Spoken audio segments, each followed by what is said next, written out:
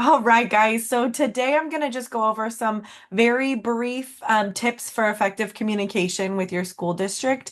And I've created this cool little document that really just kind of breaks it down into five key things that I've found in working with the school district and making sure that communication is effective and collaborative. So the first one is prepare questions beforehand. So if you're going into a meeting, whether it's an IEP meeting or just a meeting with a principal or your teacher, make sure that if you have any concerns or questions about your child and what's been, going on, that you have those beforehand. This can really help if anything gets emotional or if you need to kind of take a second to look back at your notes. It's just really helpful in that sense.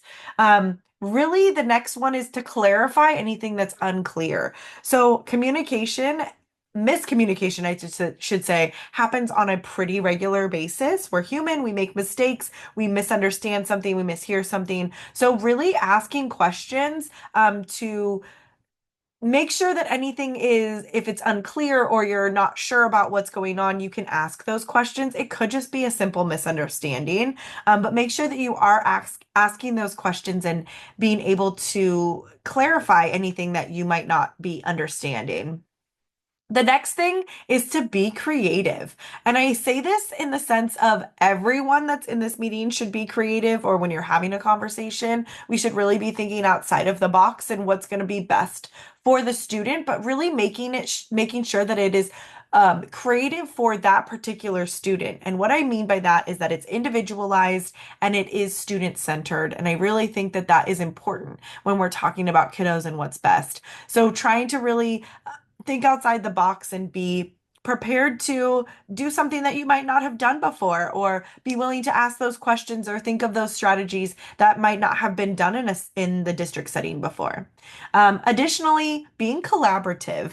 I think we all are here to work with each other on what is best for your student. And so really trying to find a solution to whatever's happening. So that might not be that, we completely like what the solution is, but we're willing to work together and find some sort of resolution. And I think that's really important.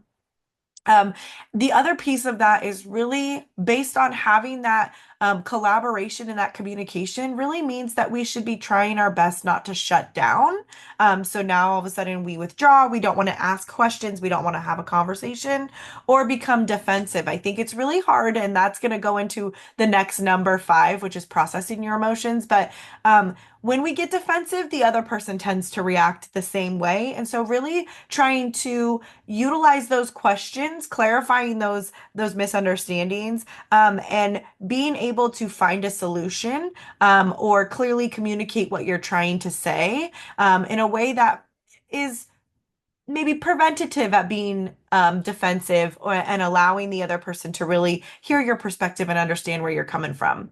And then finally, we know that talking about our kiddos is going to be really emotionally driven. We want to advocate for them. We have to be the mama bears. I totally understand that piece of it. So making sure that you allow yourself to process those emotions outside of those conversations so that you are able to clearly communicate what your requests are. Because I think a lot of times what hinders some communication is that emotion, because we allow our emotions to take over in meetings or in conversations where things might not be going the way that we planned or intended them to. And so I really want to make sure that we're able to, take the time to feel our feelings. I say that a lot to families. Feel your feelings. You have every right to feel what you're feeling, but we have to also be able to come back to the table and move through those emotions and be able to have a conversation. So I really hope that these five quick tips and tricks were helpful for you. And if